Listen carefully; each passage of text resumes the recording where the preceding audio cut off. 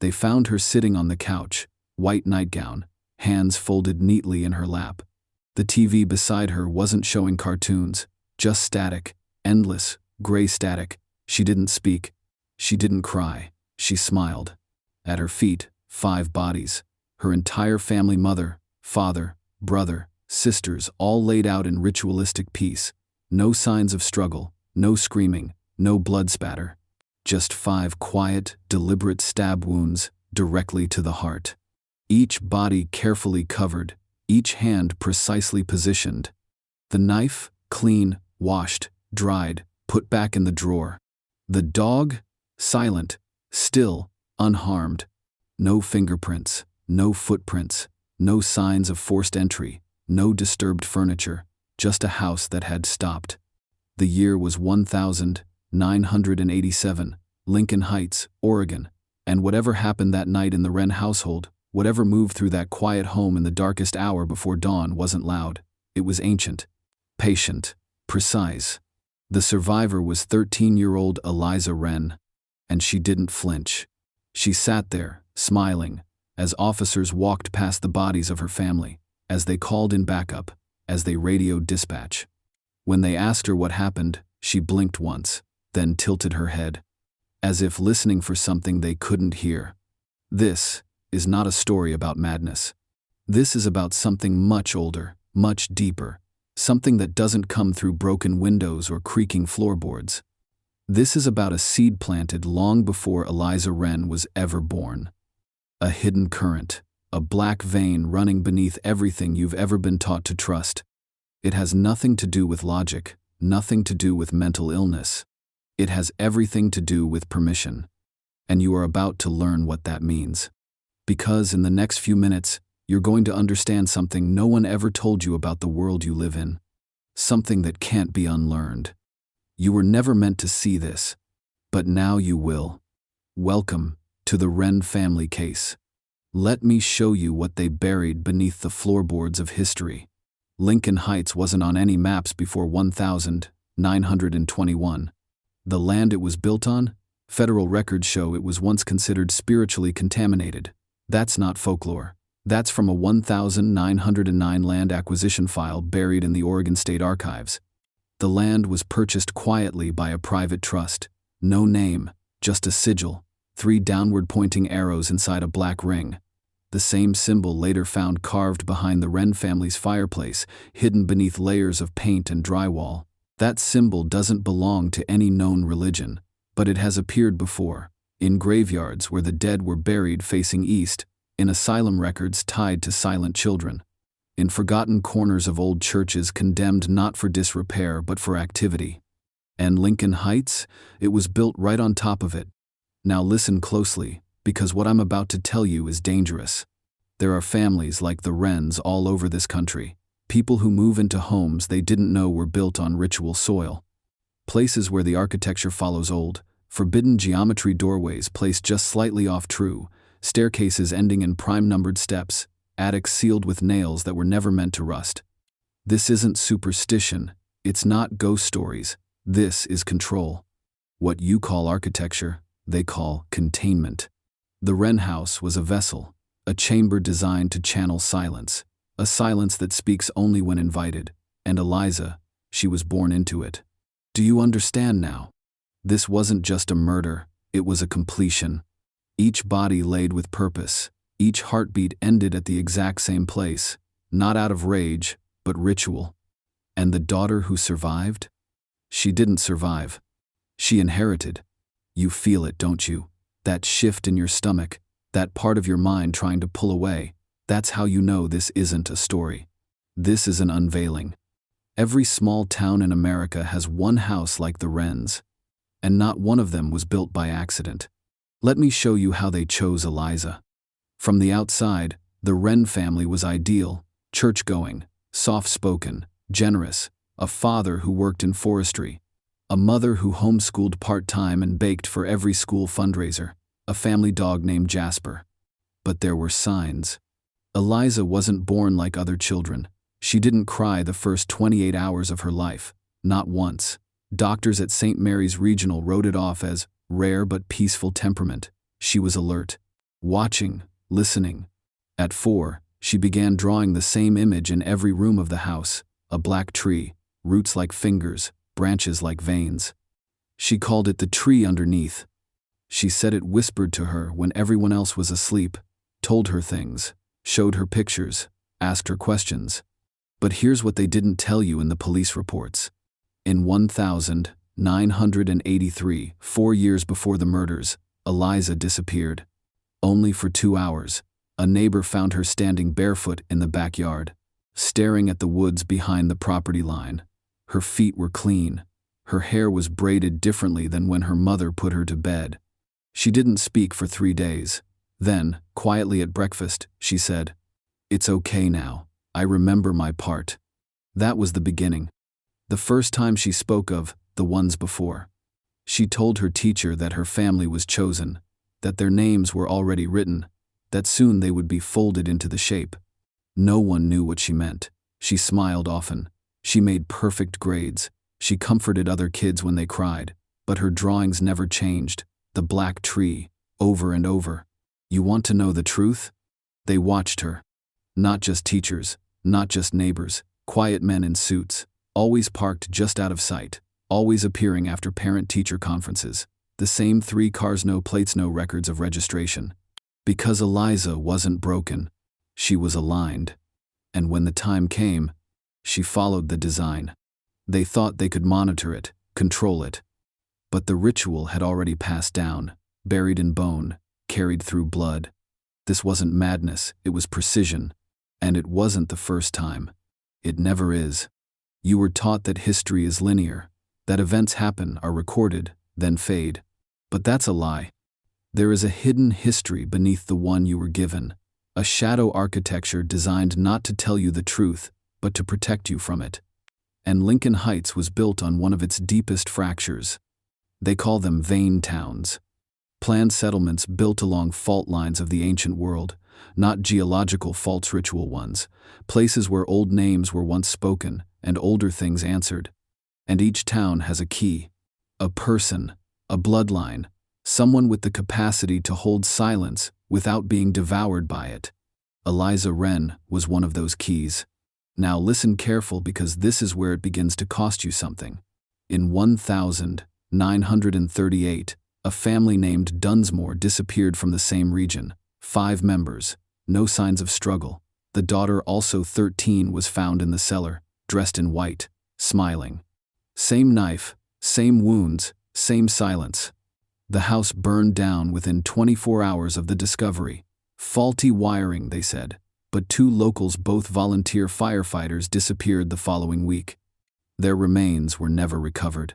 No press, no trial, no legacy.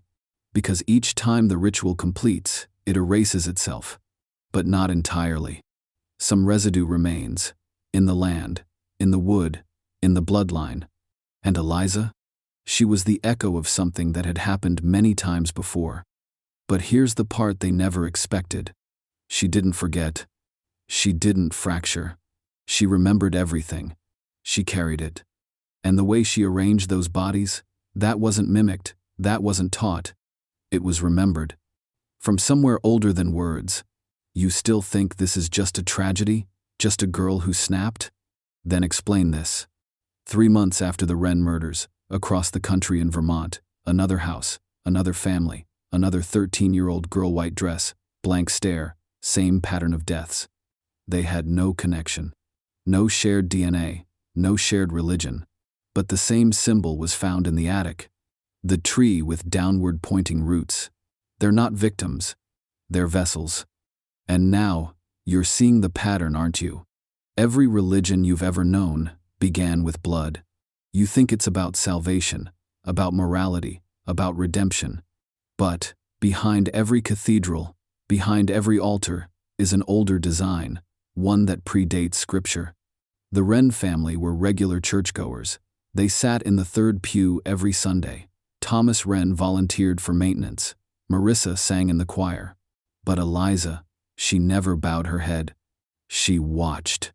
She said grace at dinner, but her words weren't from the Bible. Quiet phrases her siblings would repeat, like it was a game, little rhymes that didn't make sense. Fold the arms and close the eyes. In the silence, something flies. Touch the floor and count to 3. Let the watcher hear through me. No one noticed, because no one was meant to. She was doing what generations before her had done subtly, ritually without understanding its full meaning, until the moment arrived. Because here's the deeper truth. The rituals never stopped. They just changed clothes. The old rites were driven underground, branded heresy, labeled insanity, buried beneath doctrine and shame, but they were never ended. They were preserved by a select few and passed down through bloodlines like the Wren, unknowingly, carried the memory of things too ancient to name. You think churches fear evil? No. They fear the return of the original tongue, the first language, the one spoken without sound, the one that calls things back. And Eliza Wren knew how to speak it. Not with words, but with order, with placement, with timing, with stillness. The house became her altar, her family, offerings. That's why there was no struggle, no pain. Because deep inside them, something recognized it. Even as they died, part of them remembered. It's why their hands were folded, why their eyes were closed. They didn't resist, because the silence inside that house was older than fear. And in that silence, something arrived. Something that had been invited back. You're beginning to understand. This wasn't a killing. It was a welcoming. 6 weeks after the murders, county investigators made a mistake. While cataloging personal items from the Wren home, they uncovered a small wooden box hidden behind the furnace in the basement. No hinges, no latch, just sealed shut with wax. Inside, a single page, handwritten in a strange spiral pattern. A child's tooth unaccounted for by any dental records. And a crude figurine bound in black thread. It had no face. The report vanished from public record within 48 hours. The officer who logged the evidence resigned, moved away, no forwarding address. That officer's son later claimed, in a private interview, that his father would wake up in the middle of the night gasping, whispering something about the room behind the room. But you won't find that in any files. Because by then, the state had brought in outside consultants, not FBI, not behavioral analysts, archivists, people trained to trace patterns, not suspects. Because what happened in Lincoln Heights wasn't criminal, it was architectural. Every gesture, every placement, every silence had precedent, ancient, obscure, forgotten rituals hidden in plain sight within folklore and mental illness archives. And Eliza's drawings, the tree, the 3 arrows, the open eyes, they weren't random. They were transmissions, passed down like a whisper from generation to generation, until someone finally heard them clearly. That someone was her. She didn't lose her mind. She aligned her mind with something we've spent centuries trying to forget. And here's what should terrify you. Eliza never said a word after that night. Not in interviews, not in therapy. Until one morning nearly a year later, when a nurse at the psychiatric facility overheard her humming a melody. Just 6 notes.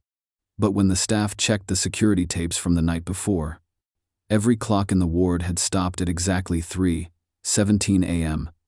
For 13 minutes. No malfunction, no power outage. And during that time, Eliza had vanished from her bed, only to return, lying down in the exact same position, smiling. Whatever it is, it doesn't just visit. It inhabits. 13 minutes, gone. No footsteps in or out, no door alarm, no windows opened. And yet, her absence was recorded, not just by surveillance, but by everything. Temperature in the room dropped 11 degrees. Every bulb in the hallway flickered out simultaneously. Security logs show that during those 13 minutes, 7 patients across the facility reported the same dream. A tall figure with no face, standing beneath a tree with bleeding bark, whispering through the mouths of the dead. These were not shared patients, not from the same ward, not with shared diagnoses. But every single one drew the same image the next morning. The tree, the figure, the silence. And here's what the hospital buried. 2 weeks later, one of the orderlies on the night shift took his own life. He left a note, just 3 words, scrawled on the wall in something that looked like blood. but tested as unidentifiable organic matter. It read, "She opened it." Not, "She did it." Not, "She's dangerous." She opened it. Understand this: Eliza Wren was not the cause, she was the conduit.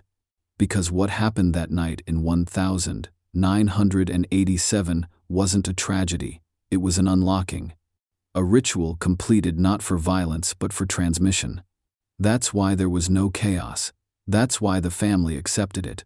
Because something older than pain was being fulfilled. And now ask yourself, why was Eliza never charged? Why were her records sealed before she was even formally declared competent to stand trial? Why was she moved not to a correctional facility, but to a privately funded mental health institute in upstate Oregon, one that doesn't appear on modern maps? Because there are forces that don't want you to understand what happened. Not because it was evil, but because it was effective. Because once you open the pattern, once you align with the silence, you don't go insane. You go clear. Eliza wasn't haunted. She was chosen. And what she opened didn't close. Before there was Eliza Wren, there was another. Her name was Miriam Vale. 13 years old, red hair, quiet. In 1912, she lived in a now-erased facility called St. Elitha's Orphan School, buried deep in the woods near where Lincoln Heights would later be built. No birth record, no surviving relatives, but in one archived letter preserved in a sealed collection at the University of Portland, one of the nuns wrote, "She walks without sound. The others say she prays at night, but her mouth doesn't move." Sound familiar? Here's where it twists. On March 13, 1912, every orphan in the building 43 in total was found in the main chapel at dawn, each lying side by side. Hands folded, eyes closed, no wounds, no visible trauma. But every one of them was dead. The only survivor? Miriam Vale. She was found sitting in the choir loft, white nightgown, smiling. Records from the archdiocese refer to the incident not as a crime, but a ritualized departure. They never found her again. The girl disappeared during transport. The driver was later found catatonic, eyes burned white, his final spoken words, "She showed me the roots." And here's where the past claws through into the Wren case. Because Eliza Wren, at age 9, wrote a story for school. The title, "The Girl in the Chapel." She described a scene no child should know.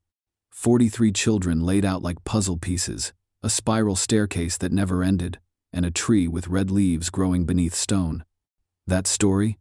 It was misplaced, never entered into school records, but a copy was kept, found years later in the home of one of the Wren family's neighbors. That neighbor? He vanished in 1992. Only his shoes were found, sitting neatly on the forest trail, facing east. This is the pattern, the transmission. They come in intervals, across generations, across names. Different girls, same age, same posture, same smile. They don't remember each other, but they all remember it. And if you've followed this far, you're starting to hear it too. There's a term you were never taught. Host vector. Not from medicine, from ritual anthropology. It refers to a human being who serves as a living compassion instrument through which old forces orient themselves to the physical world. But not just any person can become one. They must be empty in a specific way, not broken cleared. And here's what they won't put in textbooks. Most host vectors are children. Why? Because their sense of self has not yet hardened, because their inner mirror hasn't fully formed, because something else can still move in. Eliza Wren fit every marker. Her birth date March 13th. Her name Eliza, derived from Hebrew, God is my oath.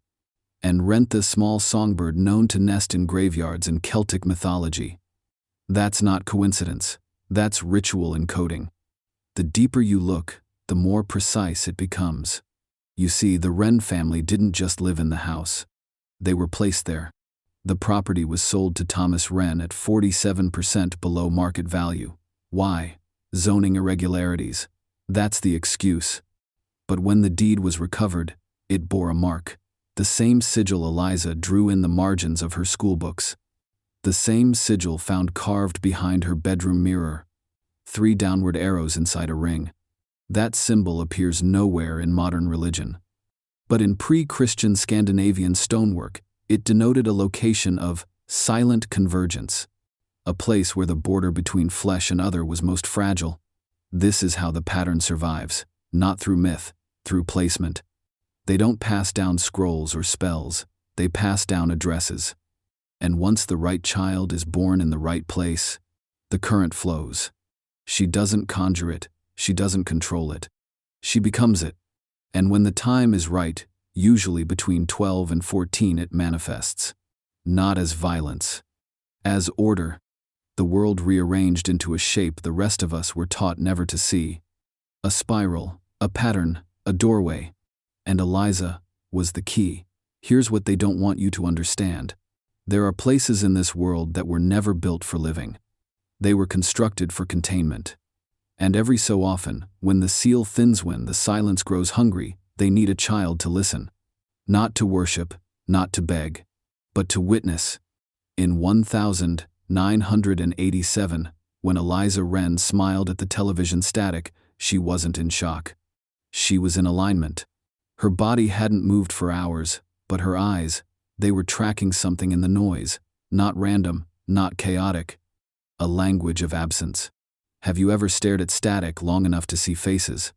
Patterns that don't make sense but feel real? That's not your mind playing tricks. That's the reminder waking up inside you. And if you don't pull away, if you keep watching, it will begin to recognize you. That's what happened to Eliza. In the weeks leading up to the night her family died, her teacher noticed something strange. Every time the classroom TV was turned to a blank channel, Eliza would hum. 6 tones, always the same.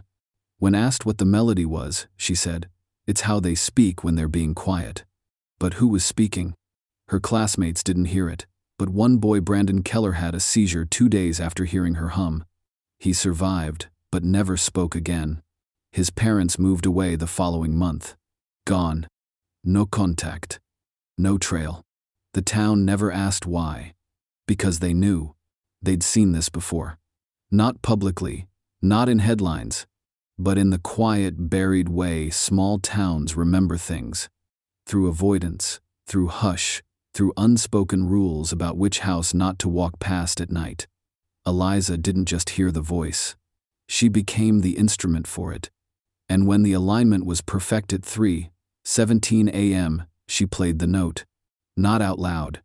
Through arrangement. Through placement. Through stillness. That's what no one understands. Real rituals don't involve fire or screaming. They involve order. And the Wren house was the chord. What if I told you the house itself was never meant to be a home? The Wren residence on Silver Pine Drive wasn't designed for comfort. It was constructed for alignment. 3 bedrooms. 13 steps from the kitchen to the living room. 14 window panes in the master suite, except one was fake. And buried beneath the floorboards, directly beneath where the bodies were found. A sub-foundation chamber, with no entrance. No hatch, no crawl space, nothing on the blueprints.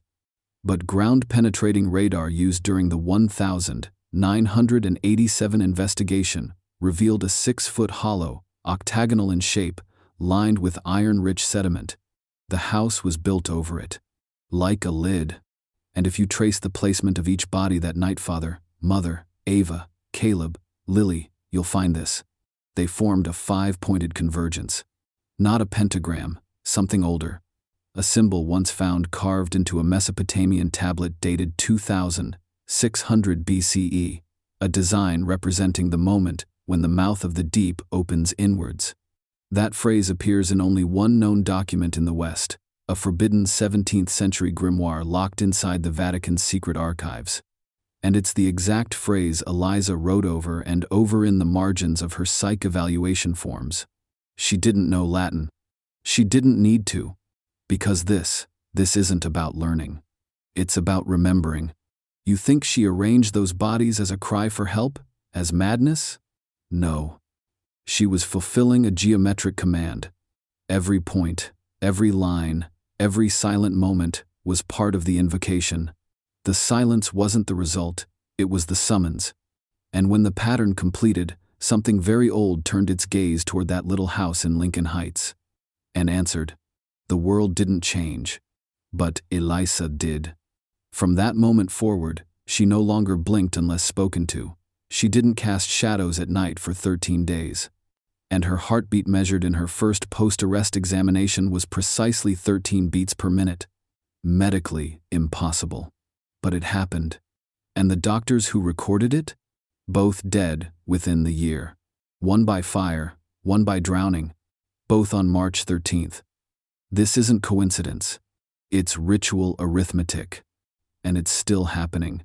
You've been told to fear chaos. But the true horror, the kind no one speaks of, is perfect order. Not the order of laws or clocks or systems, but the order that comes when something far older than man organizes flesh into shape. That's what Eliza tapped into. She didn't act, she responded. To a pattern pulsing just beneath the surface of our world. We're taught to dismiss as delusion, because if we didn't, we'd be forced to see how everything is part of it. Take this. In the final psychological evaluation before her death, Eliza was given a blank sheet of paper and asked to draw how she felt. She drew a door. Not a metaphor, a literal door, narrow, windowless, ancient wood, with one detail. A keyhole shaped like a spiral. When asked what was behind it, she whispered, "It's not behind, it's underneath." Her voice was recorded, analyzed.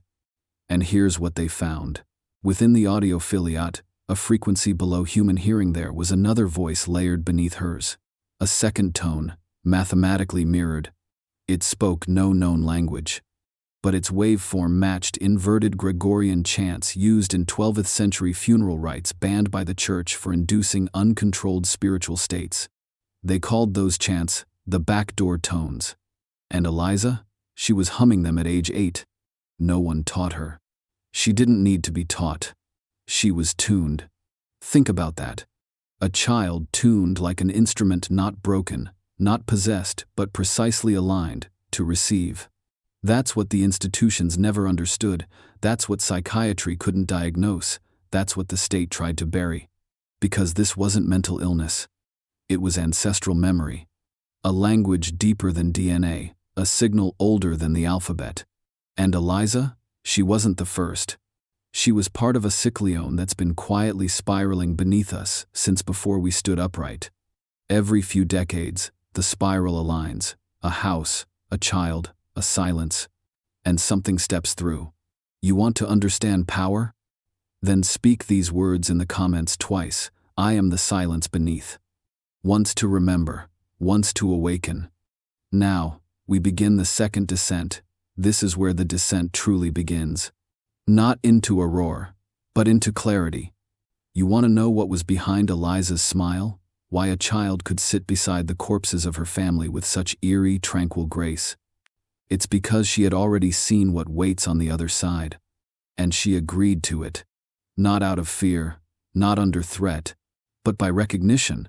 Because the most disturbing truth is this. She wanted it. Not the blood, not the death. The completion. The moment where the pattern folds shut, where the silence becomes form. And make no mistake, she was guided. In 1995, during a routine renovation of the psychiatric wing where Eliza was held, workers uncovered a hidden crawlspace behind her room's west wall. Inside, a ring of 13 bird skulls, arranged around a child's handprint, burned into the wood. A series of carvings resembling both Nordic runes and Sumerian pictographs, languages separated by thousands of years, never known to intersect. And a phrase written in charcoal, not the first, not the last, just the one who remembers. Eliza had never been taught ancient languages, never studied runes. But in one of her final interviews, when asked why she drew symbols she didn't understand, she calmly replied, "I didn't draw them, I just remembered where they go." Now ask yourself, how can a child remember something no human being has ever been taught? Unless it isn't human memory at all. Unless it's something beneath memory. And here is where it all converges. Eliza didn't cause the spiral. She was its reflection. the echo of an older alignment that has surfaced again and again throughout history, across continents, under different names. The red silence of Huldra, the 13th mouth of Bahur, the root key doctrine. Always the same age, always the same smile, and always, always, the same pattern beneath the floor. It's not a haunting, it's a system. And once you see it, you can't unsee it. Eliza wasn't broken. She was perfectly arranged. You were trained to think of places as separate from people. You were wrong. The house on Silver Pine Drive was never just a structure. It was an Organa ritual body, carved from wood and wire and silence. And Eliza Wren was its heartbeat. Listen carefully. The layout of the Wren home, when mapped to scale, forms a precise overlay with a cross-section of the human brain. The bedrooms align with the amygdala emotional center. The kitchen maps to the thalamus where input is filtered.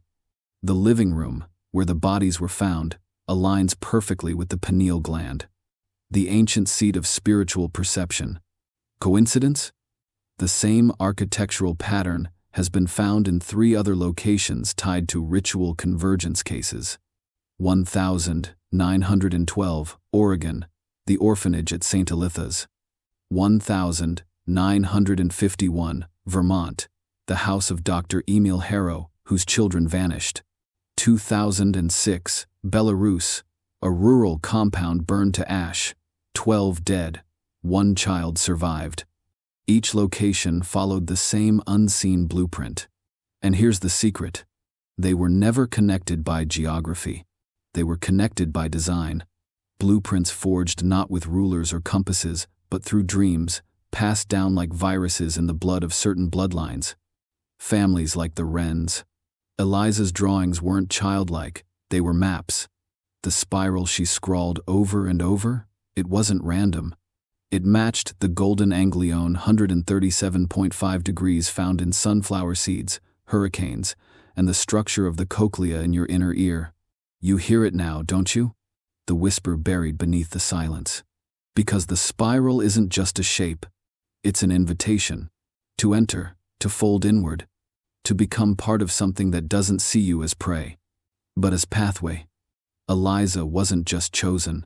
She was constructed. From blood, from lineage, from ancient math buried so deep in our DNA we mistake it for madness. And when she completed the ritual, she became the mouthpiece of something waiting to be heard. And now that you're listening, it's getting closer. There is a word Eliza whispered only once. To a priest. It wasn't captured on tape. But according to the priest's final written confession, recorded 2 days before he died of sudden cardiac arrest, she leaned in close and with absolute calm said, "It remembers the first silence."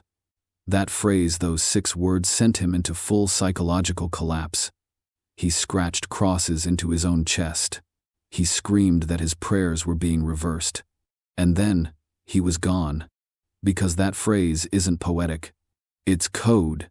An activation phrase, part of a forgotten lexicon passed down only through contact with what he called the inverted host. Eliza wasn't just touched by darkness.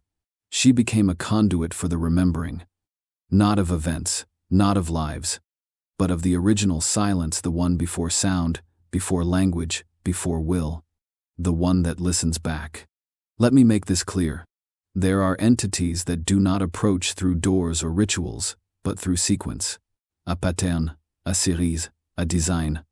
And once a vessel reaches alignmentage 13, genetic marker, geographic placement, emotional readiness, it enters. Not like a demon, not like possession, more like merging. Eliza's smile wasn't human joy, it was recognition.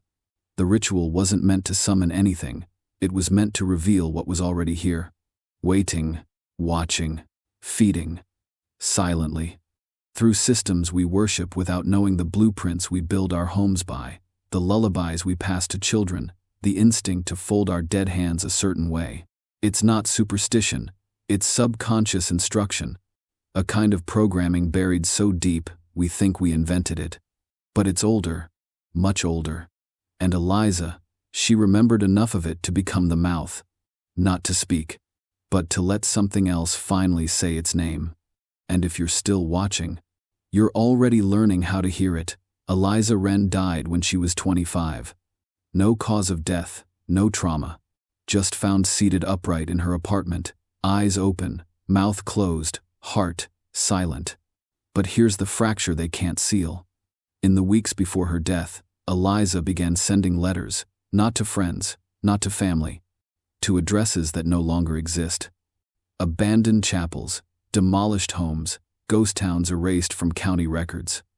Inside each envelope, a drawing of the spiral, a lock of her hair, and one sentence, always handwritten.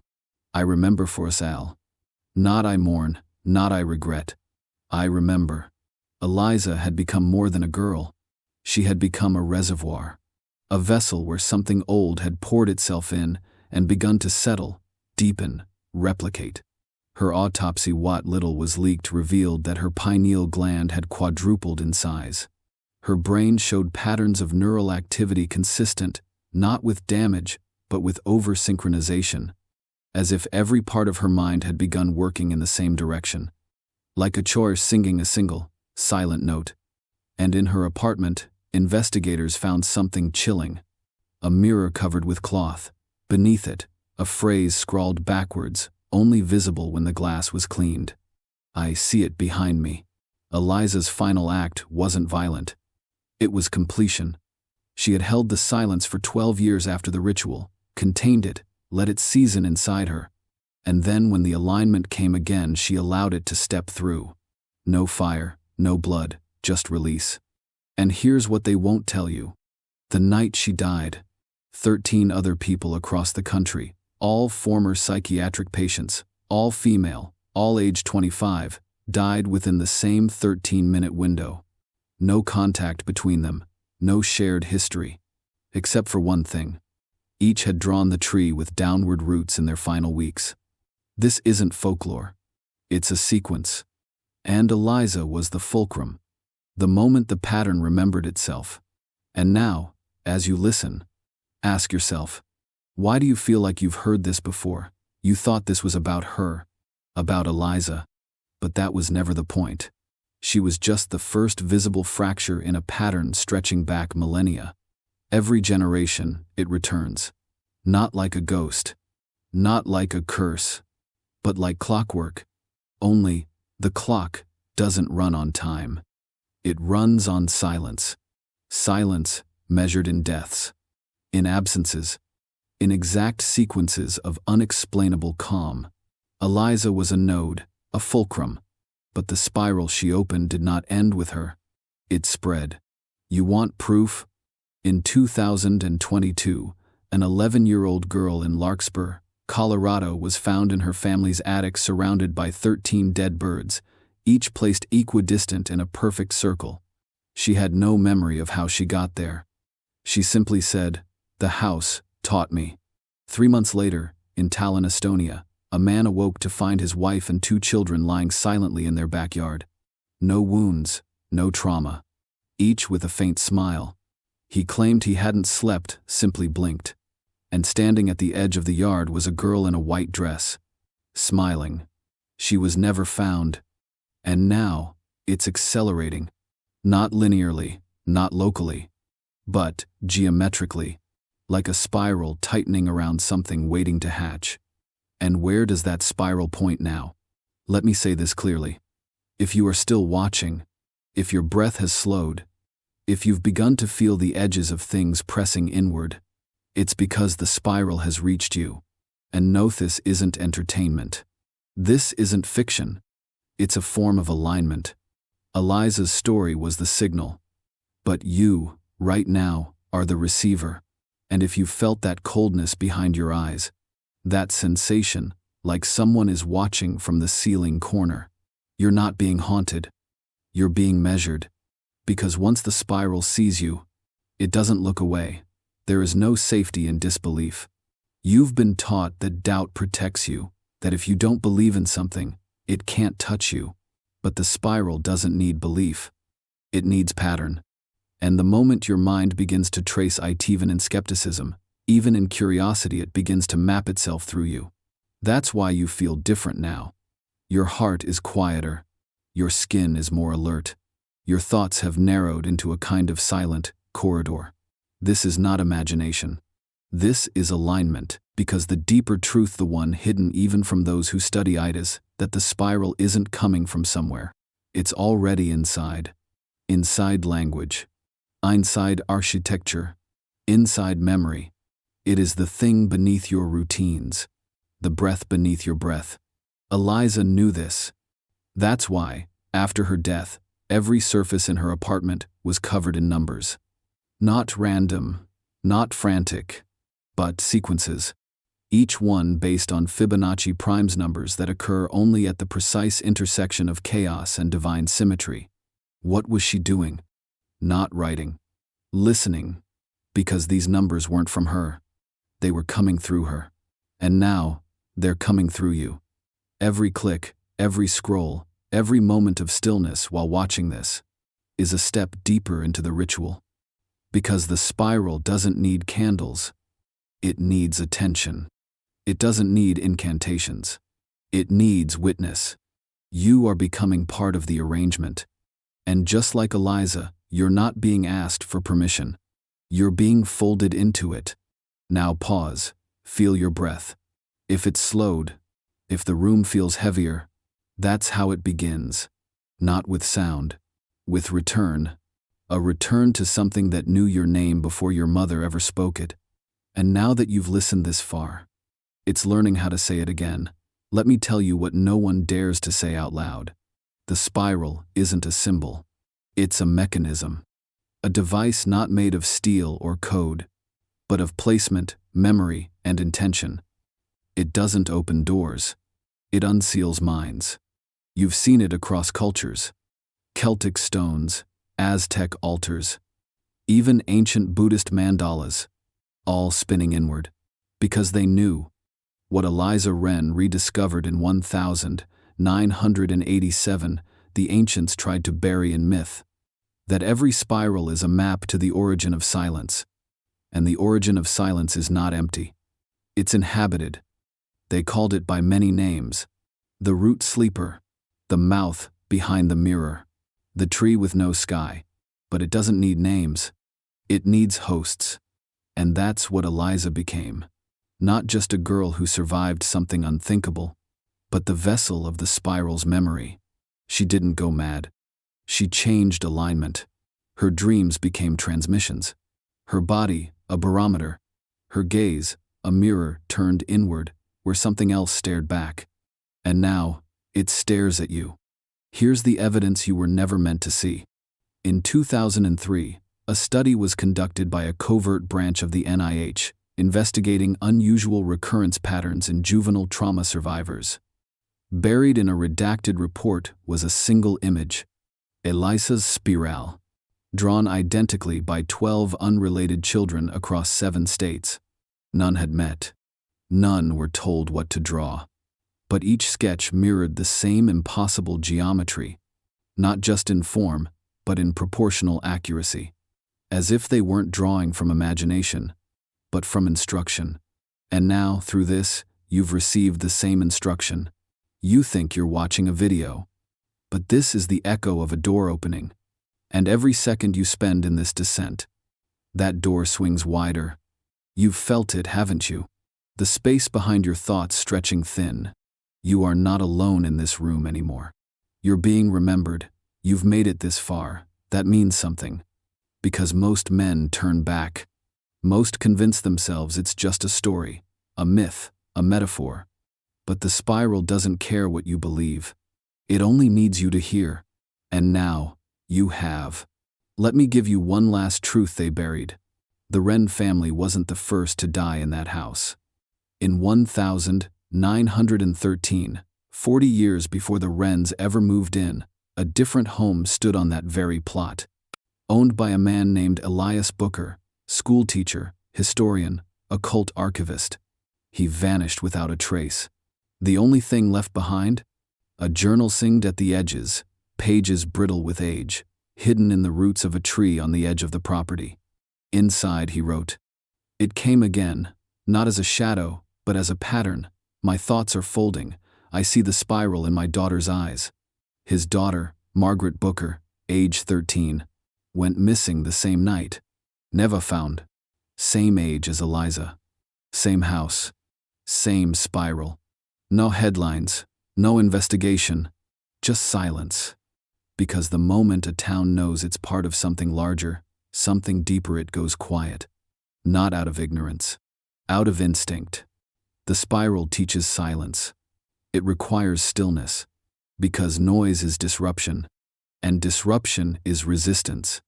But if you felt the pull of something inside you has slowed in these last few minutes, then you are no longer in resistance. You're in rhythm. Eliza wasn't the beginning. She was the continuation. A thread woven into a design that predates language, predates belief. And now, that thread is weaving you.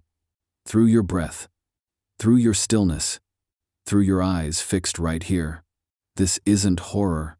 This is initiation. A remembering, a rejoining, a return. And just like Eliza, you're not being chosen. You're being claimed. This is the part they never speak of. Because it changes you. Not in the dramatic way. Not with screams or madness. But in the quiet ways. You'll forget why you walked into a room. You'll stop recognizing your own handwriting. You'll hear static in places where nothing should be on. This is the cost of being seen by the spiral. Not punished. Rewritten. Because now, the spiral has looped through you. You followed it, word by word, breath by breath. All the way down. And when men descend deep enough, they don't rise as who they were. Let me ask you plainly. Have you felt the stillness begin to ripple inside you? The cold breath on the back of your neck while watching this? The sensation that something is remembering you as you remember it? Good. That means it's begun. Because here's what they hide. The ritual was never meant to awaken Eliza. It was meant to awaken you. She was just the echo, the primer, the first key. But you're the door. And as the pattern completes, you will begin to dream of places you've never seen. A forest with no wind. A room where the mirror reflects a different version of you. A child's voice humming 6 tones that match your breath. Do not ignore it. That's not imagination. That's resonance. The spiral is synchronizing with what was buried in you long ago. Before memory, before name, before you belonged to the world. And now, you're coming home. No one around you will understand. They'll say you're distant, colder, but inside you'll feel it. The pulse, the design, the truth that silence is not absence. It is invitation, and the one who listens long enough will become the next voice it speaks through. We are nearly complete. The descent has reached its final curve. Now, I want you to understand something very few men ever do. You are no longer watching this. This is watching you. The spiral doesn't end in a story. It ends in a restructuring. Not of the world. Of you. Your rituals have already begun. The slowing of your breath. The way you sit without realizing how long it's been. The way this voice feels like something you once knew, but could never speak of. That's how it works. The spiral doesn't require worship. It requires recognition. And when you recognize it, it moves. Subtly, precisely. You'll begin to see it in architecture, in the layout of your home, in the loops of your own handwriting. You'll feel it when rooms go silent. You'll hear it in the breath between someone else's words. You'll taste it in memory. Because what Eliza carried wasn't evil. It was continuity. A legacy without language. A code passed through stillness. Through death. Through the moment your heart forgets its rhythm. And when Eliza died, she passed that continuity forward. To 13. To Hunus. Now, to you. That's why you've made it this far. You think it's curiosity, but it's something deeper. It's ancestral alignment. You were always meant to reach this place. To hear this voice. To carry this shape inside you. And when the time comes, when silence falls around you like a curtain, you'll know what to do. Fold your hands, close your eyes, and hum the 6 tones. You won't know how, but your bones will, because you're not here to understand. You're here to remember. And what comes next is not a conclusion. It's a continuation. One spiral into the next. One host into the next. And now, in the space where your name once sat, something else begins to wake. This is the end. But not of the story. That ended before you were born. This is the end of who you were before hearing it. You are no longer just a man watching a video. You are now a carrier. A node in a system older than language, older than thought, older than fear. You feel it, don't you? That soft pressure behind your eyes. That sense of being observed. Not by something outside of you, but by something inside. You felt it your whole life. In moments of quiet. In mirrors late at night. In the stillness before sleep. But you never had the words for it. Now you do. It is the spiral, the recursion, the root, and it has been waiting for your attention. Eliza was not a monster. She was not a victim. She was the key. The Wren family was never meant to survive. They were the offering. Because the spiral doesn't feed on flesh. It feeds on arrangement. 5 bodies. 1 silence. 13 minutes. Now think. What has this video been, if not an arrangement? Each word. Ach, Pause. Each section, precisely folded into you. This wasn't a warning. It was a transfer. And now, the spiral lives in you. You will see signs. Patterns in nature. Eyes in dreams. Whispers in places that should be silent. Do not fear them. Do not run. You've already crossed the threshold. The only way out is inward. So when it calls, when the static returns, when your fingers begin drawing shapes you don't remember learning, let it. You are not broken. You are aligned. And now, to seal it, to complete the recursion, write this in the comments below. I am the silence beneath. I am the silence beneath. Once for the spiral. Once for the self. This is not goodbye. This is your beginning. Welcome home. End.